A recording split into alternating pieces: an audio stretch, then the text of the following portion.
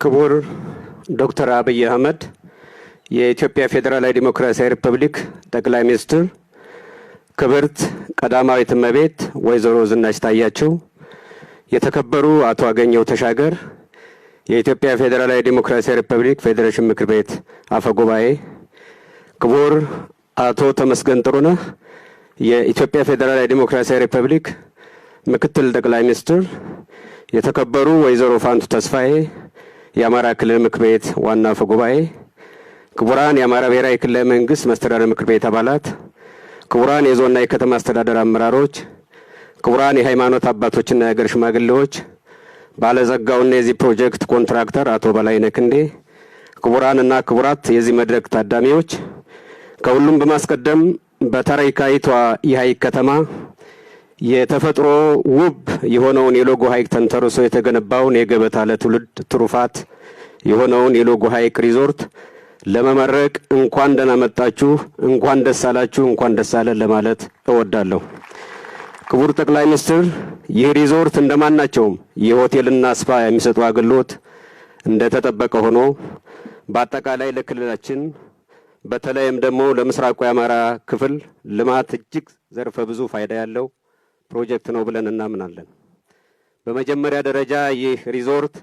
የተገነባበት አካባቢ አዲስ አበባ ፒያሳ ከሚገኘው ከታላቁ የአድዋ ድል መታሰቢያ ሙዚየም ጀምሮ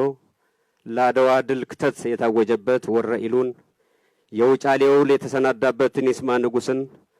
ቀጥሎም ማይጨውንና የጥቁር ህዝቦች የድል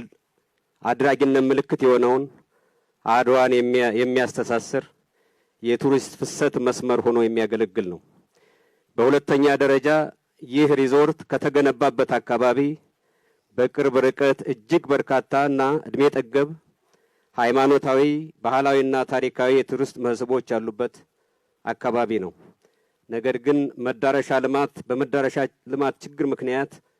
ከቱሪስት ባይተዋር ሆነ የቆዩትን አካባቢዎች ተደራሽ የሚያደርግም ነው። በሶስተኛ ደረጃ በምስራቅ አማራ ደሴንና ኮምቦልቻን እንዲሁም በቅርብ ርቀት የሚገኙ ሳተላይት ከተሞችን በማገናኘት ወደፊት ለምንመሰረተው ታላቁ የቀጠናው ከተማ ትልቅ አቅም ሆኖ የሚያገለግል እና ምሳሌ የልማት አቅም ነው። በአራተኛ ደረጃ እንደማናቸውም ሶስቱ ገበታዎች ገበታ ለሸገር፣ ገበታ ለአገርና ገበታ ለትውልድ ሁሉ በሆቴልና ቱሪዝም ዘርፍ ለተሰማሩና ለሚሰማሩ በክልላችን መዋለ ንዋያቸውን ለሚያፈሱ ባለሀብቶች ልክ እንደ አቶ በላይነህ ክንዴ አይነት ማለት ነው የአገርን ገጽታ የህዝብን ክብር ከፍ የሚያደርጉ ፕሮጀክቶችን በአካባቢው ለመገንባት ይቻል ዘንድ ምሳሌና የስበት ማዕከል ሆኖ የሚያገለግል ፕሮጀክት ነው። በአጠቃላይ ይህ ፕሮጀክት በተወሰነ መልኩ እስካሁን ከሰራናቸው ተመሳሳይ ዓላማ ካላቸው ፕሮጀክቶች በአይነቱና በቅርጹ ለየት ያለና ለአካባቢው ግርማ ሞገስን ያላበሰ ለኛም ሐሴትን የሞላ ፕሮጀክት ነው። ክቡር ጠቅላይ ሚኒስትር፣ ክቡራንና ክቡራት፣ በአጭር ጊዜ ውስጥ አገሪቱን ያዳረሱ የመልማት ጸጋችንን የዳሰሱ እንደዚህ አይነት ፕሮጀክቶች በሚያስገርም ፍጥነትና ጥራት እንዴት ሊፈጸሙ ይቻሉ ካል ደግሞ ሚስጥሩ ወዲህ ነው ብለን እናምናለን። ይሄውም በልማት ላይ ያተኮሩ አይኖች መበልጸግን የሚያሰላስል የልቦና ውቅር፣ በጎ መስራትን የሚያስቡ አእምሮዎች ውጤት ነው ብለን እናምናለን። የዚህ አይነት ቀና አሳቢነትና የታታሪነት ፍጹም ተቃራኒ የሆነው አስተሳሰብና ተግባር ደግሞ ይሄው ጦርነት እስከ መቃብር ብሎ ጀሌዎችን በመሰብሰብ በ1960ዎቹ አፈር በለበሱ ብረቶች ጋር ተሟጮ ይውላል። የመንግስት ቀናይ የልማት ፍላጎት ብቻውን ደግሞ ውጤታማ እንደማይሆነው ይሄው ፊት ለፊት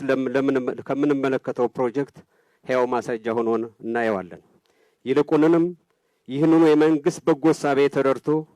ሌሎች ባዕድ ፍላጎቶችን ገርቶ ሌት ከቀን የሚተጋ የግል ባለሀብት መኖርን ይጠይቃል። ከዚህ በተጨማሪ ደግሞ ለዚህ በጎ ተግባር የሚታትር እና የሚደግፍ ህዝብ ሲኖር ደግሞ በፍጥነትና በጥራት በፈጠራና በውጤት እንዲህ አይነት አስደሳች የፕሮጀክት አፈጻጸም በአጭር ጊዜ መመልከት ችለናል። በመጨረሻም ይህ ውብ ፕሮጀክት በሚያምረው የሎጎ ሐይቅ ዳርቻ እንዲጀመር ሐሳብ ያመነጩትን እና የወሰኑትን ክቡር ጠቅላይ ሚኒስትር ዶክተር አብይ አህመድ ፕሮጀክቱን በበላይነት አስተባብረውና መርተው በዚህ አኳኋን እንዲጠናቀቅ ላደረጉት ክቡር ምክትል ጠቅላይ ሚኒስትር አቶ ተመስገን ጥሩነህ ፕሮጀክቱን ሌት ከቀን ተግብረውና ተግተው ለተገበሩትና ላስተገበሩት እንዲሁም ለአካባቢው ማህበረሰብ አንድ ሁለተኛ ደረጃ ትምህርት ቤት ገንብተው ላስረከቡን ለባለጸጋው አቶ በላይነህ ክንዴ ለፕሮጀክቱ ያለምንም መስተጓጎል እንዲፈጸም ምቹ ሁኔታ ለፈጠሩት ለሀገር መከላከያ ሰራዊት አመራሮችና አባላት ለደቡብ ወሎ ዞን ለተውለደሬ ወረዳ አመራሮች በአጠቃላይ ለአካባቢው ማህበረሰብ በሙሉ በአማራ ብሔራዊ ክልላዊ መንግስት ስም እና በራሴ ስም ከፍ ያለ ምስጋና በእናንተ ስም ለማቅረብ እወዳለሁ።